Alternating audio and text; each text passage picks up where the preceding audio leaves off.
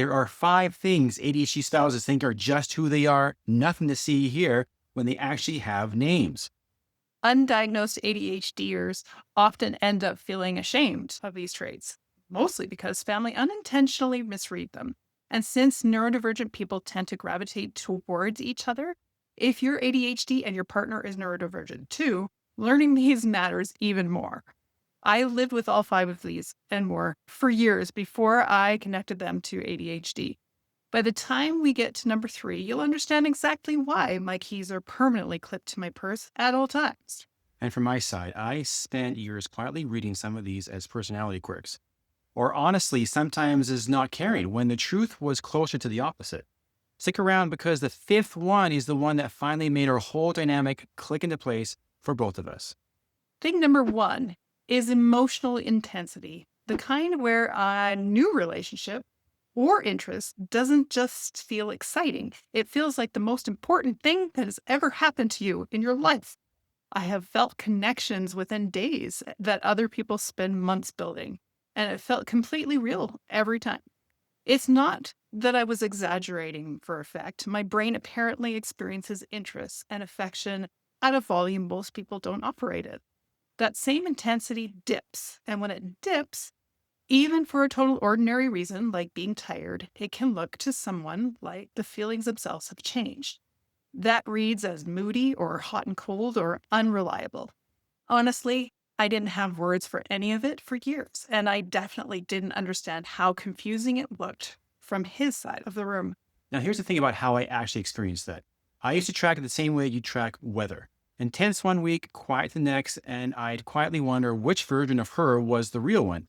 Once I understood this is a documented ADHD pattern and not a referendum on how she felt about our marriage, I stopped treating the dips as evidence of anything. Now, when the intensity drops, I just assume it's Tuesday or something like that and not a crisis.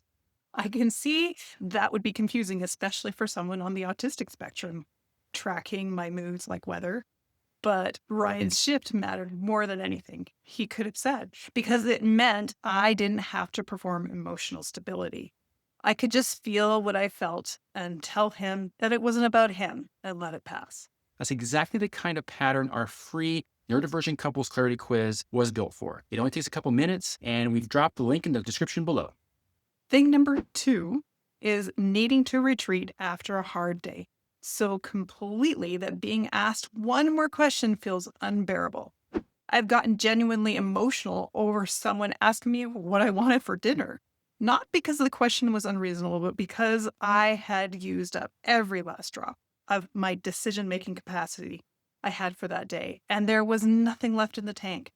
I now understand to others that can look exactly like shutting a person out. I had no idea that I tend to seem moody or emotional. I actually thought that I was a pretty patient, even tempered person that tended to cry once in a while. I didn't understand that what was happening in my own head, let alone have the ability to explain it to Ryan for what it actually was happening. I used to internalize this, thinking that maybe she was lazy, leading to resentment toward her. Other people's go-to may be to close the gap, ask more questions, and try to help, which is exactly the wrong move with someone in decision fatigue shutdown. What I learned to do instead was to give her the room to go quiet and understand that taking a break is not laziness, but self-care. That turned out to be the most useful thing I could offer, and honestly, the easiest, once I stopped making it into a bigger problem than it needed to be. It took us a while to realize her needing space after overwhelm wasn't about me at all. And once I stopped taking it personally, we stopped feeling resentful for a situation that was never really about dinner in the first place. Thing number 3 is where those permanently attached keys in my purse finally made sense. Losing and forgetting things constantly isn't me being careless. It's a working memory thing, meaning if something isn't sitting in its exact spot, my brain treats it as if it doesn't exist anymore. So I'll buy another one, then find the original one a month later. And now we own multiple of things that I genuinely forgot I even ever purchased or that we owned in the first place. This applies mostly to my crafting supplies.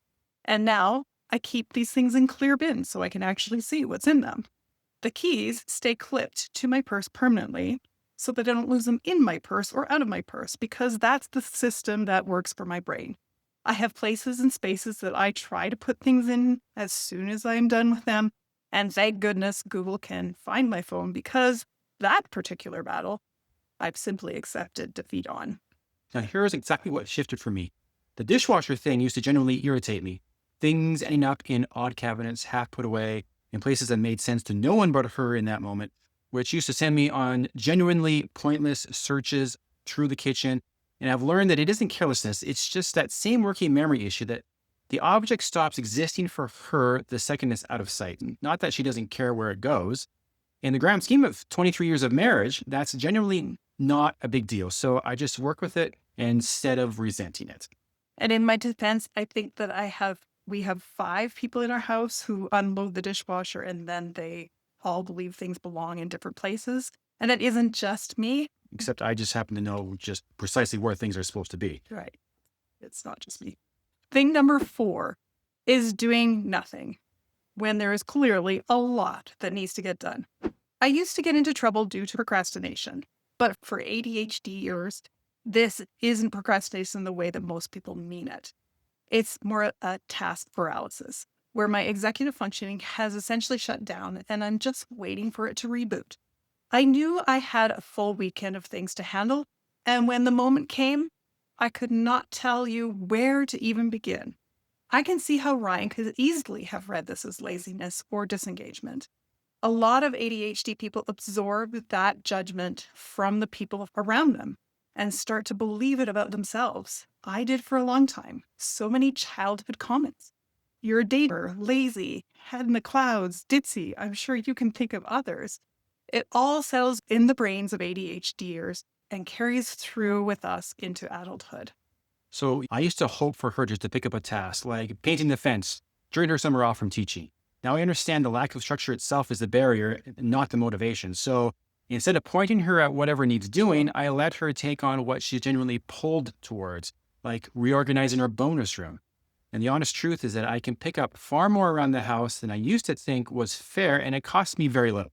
And what it buys for us is her not carrying a belief that she's failing at something her brain was never going to hand her for free. This is actually one of the more common patterns people find once they take our neurodivergent couples clarity quiz. The thing that looks like avoidance from the outside, but is really a stalled out brain waiting to restart. It's free. It takes a couple of minutes. And again, that link is sitting right there in the description, so you won't lose it. Thing number 5 is needing routine and structure to function, while also needing adventure and novelty to actually feel alive, which sounds contradictory until you understand it's really about where the dopamine comes from. Ever notice how the most together person in the room can still be quietly falling apart the second nobody's handing them a schedule? Yeah, that's me. As a teacher, I run an incredibly structured day, step by step, with built-in surprises from my students, and I'm genuinely excellent at it.